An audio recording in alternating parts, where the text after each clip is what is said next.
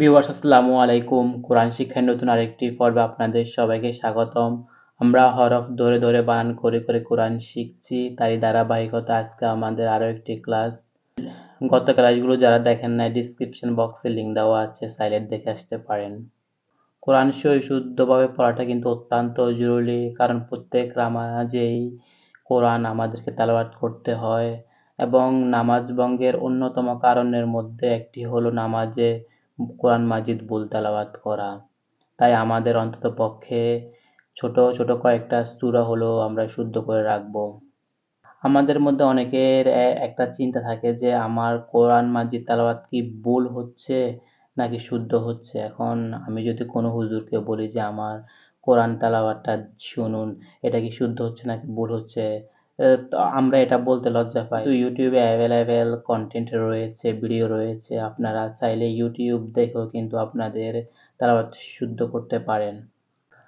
আউযু বিল্লাহি মিনাশ শাইতানির রাজিম। বিসমিল্লাহির রহমানির রহিম। গত ক্লাসে আমরা এখানে শেষ করেছি, আজকে এখান থেকে শুরু করব। ওয়া জবর ওয়া, ইয়া জবর ইয়া, ওয়া ইয়া। উ, কফটা জিহ্বার গোড়া তার বরাবর উপরে তালুর সঙ্গে লাগাই উচ্চারণ করতে হবে। ওয়া ইয়া উ, এখানে এক আলিফ টেনে পড়তে হবে।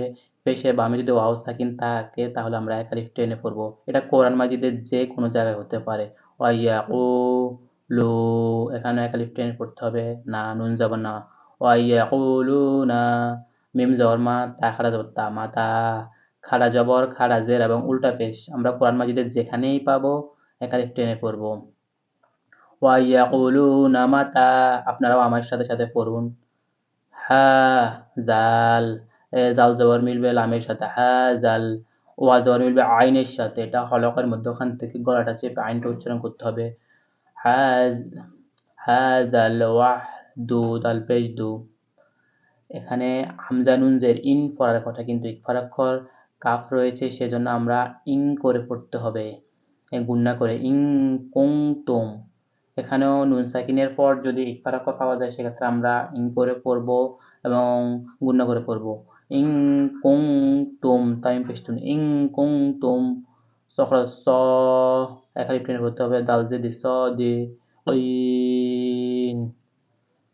ويقولون متى هذا الوعد إن كنتم صادقين। মিম জবর মা, ইয়াং, এখানে ইকফার অক্ষর রয়েছে সেজন্য আমরা ইয়াং জুরু, ইয়াং র পেশ, এই র পেশটা এক আলিফ টেনে পড়তে হবে। পেশে বামে ওয়াও সাকিন এক আলিফ টেনে পড়তে হবে। মা ইয়াং জুরু না, নুন জবর না, মা ইয়াং জুরু না, ইল্লা হামজা লাম ইলাম দল্লা, ইল্লা সদি সই, ইল্লা সই হা, হলকার মধ্যখান থেকে উচ্চারণ করতে হবে। তার উপর আমরা দুই জবর দেখতে পাচ্ছি, এক জবর বাদ দিয়ে ওয়ার সাথে মিলাতে হবে, গুণনা করতে হবে। সাইহা তাও ওয়া, ওয়া জবর এক আলিফ টেনে পড়তে হবে, এই খালি আলিফটা থাকার কারণে। হাজের হি, দাল জবর দা, হিদা।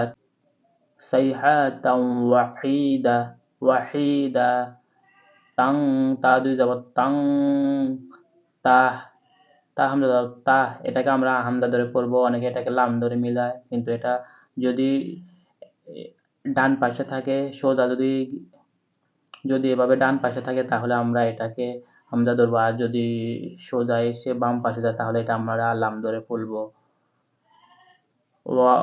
ওয়াহিদা তাং তাহ, খু, কপ পেশ খু, জল পেশ জু, খুজু, হামিম পেশ হুম, খুজু হুম।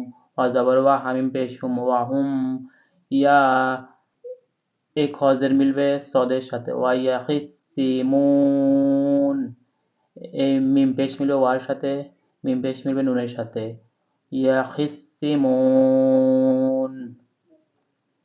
মা ইয়ানজুরুনা ইল্লা সাইহাতাও ওয়াহিদাতাও তাখুযুহুম ওয়া হুম ইয়াখিসিমুন।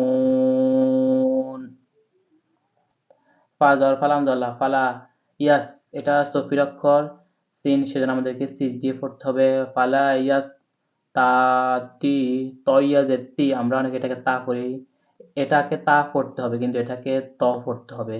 তি ও না, এক আলিফ টেনে পড়তে হবে। নুন জবর না, উ না, ফালা ইয়াস তা তি ও না। তাও, তাও আমাদেরকে মুখটা গোল করতে হবে। তাওয়া যাবো তাও, সদ্দেশি তাওসি ইয়া জবরিয়া তাওসিয়া, তার উপর দুই জবর আছে, এক জবর বাদ দিয়ে ওয়ার সাথে মিলাতে হবে, গুণনা করতে হবে।